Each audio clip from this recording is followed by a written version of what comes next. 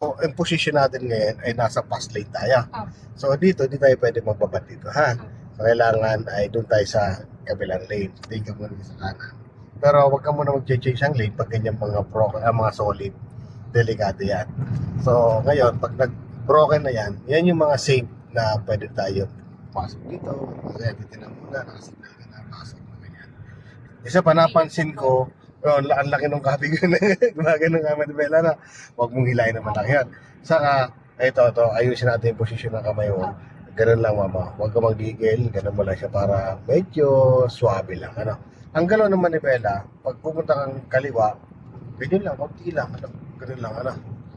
I-relax mo na yung kamay mo. Saka, i-relax mo rin sarili mo. No, huwag kang mati-tense yung parang nanggigigil.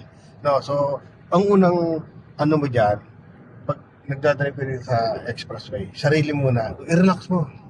Ganyan lang, di mo kailangan makipaghabulan sa kanila. Hindi, kung mabilis sila, huwag kang makipaghabulan masyado. Kita mo takbo mo 80. Hanggang ano kalagay, mga 40, 60, o kaya 60, 70, mga ganun lang, ano. pwede Di mo pwede kailangan, sa inyo. dito, ano mama na. Dito naman pwede ka dito mga 60, 80, ganyan na.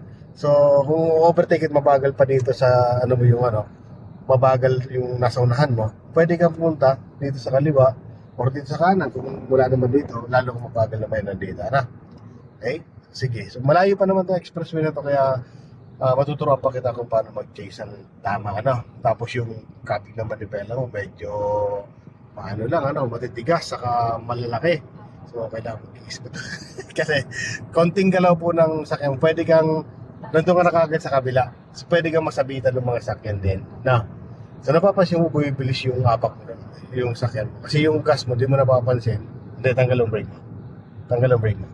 So, napapansin ko yung apak mo ng brake, parang di pa nakokontrol. Ay, yung pag-apak mo ng gas, di pa nakokontrol.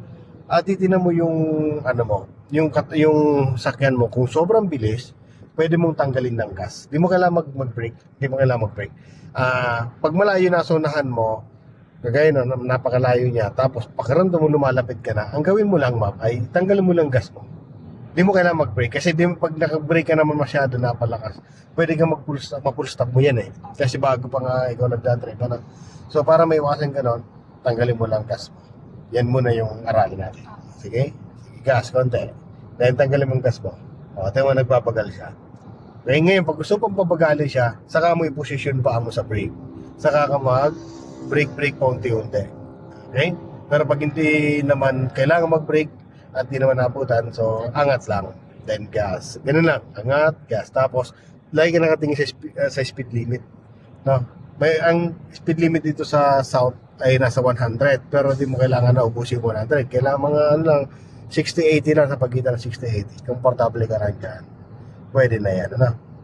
Tapos yun, no, papansin ko, ito, ayusin natin tong ano ha, yung ating manibela, yung pagkabig. Wag mo laging gagawin na ganito ang pagkabig ng manibela. Smooth. Pag ramdam mo yung katawan ng sakyan mo na pupunta sa kanan, kakabig ka na, ganun lang. Ganun mo siya, ganun lang. At yung ano niyan, ang paggalaw, yung pag-sway ng manibela, hindi, walang kanto. Dapat, ang pag-sway niya, ano talaga, yung smooth lang, oh. Ganun lang, oh. Tinan mo siya, parang walang puwersa. Ganun lang. Na? Hindi pwedeng matigas ang ano, yung pagkabig na ganyan. O kailangan malambot yan yung parang susaybor po siya kung ganun na. O, ganun mo lang manibela ha. Ayan. O, signal po ka ng kaliwa. Sige, signal ng kaliwa. Tapos sulyap ka lang dyan, mayroon na. So huwag ka muna mag-check sa lane. Okay? So napansin mo yung nasa likod. Mabilis yung dating ano. Okay. Pero sulyap ka lang, balik mo dito. Dagdag ka ng gas. Yan. Okay. Wala. Pasok ka ng konti lang. Ganyan ang pagpasok yan. O, tinan mo siya, pinipigilan mo. Kasi kinakabig mo. Hello pa. Ano? So hindi kagaya ng pagliko sa mga kantuhan. Ha? Hindi ka na pagkabig yan. Talagang konti lang. O, signal ka naman ng kanan. Tingnan mo na, malakang ang bilis to. Muna, ano? So pag sumulyap ka sa mirror, saglit lang ha. Balik agad sa ano. Importante yung unahan. No, pinakamabilis na tingin sa mirror. Okay, yan ka muna. Then tanggal ang gas. Okay? Yan o, ito medyo malayo to.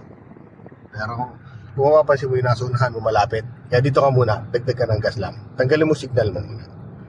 Okay? Sige, kasi wala pa tayong chance dito. Dagdag ka ng gas. Sige, dagdag lang na gas. Okay, so nakahawak lang ako muna dito ha, kasi kukontrolin mo natin yan. Signal ka po ng kanan. Yan, tapos tingnan mo to, wala. Copy ka ng konti lang. Ayun, ganun lang ang galaw, ano? Ganun lang ang galaw ng manibela, no? So, walang puwersa. Kailangan ma-smooth lang yung galaw. Okay?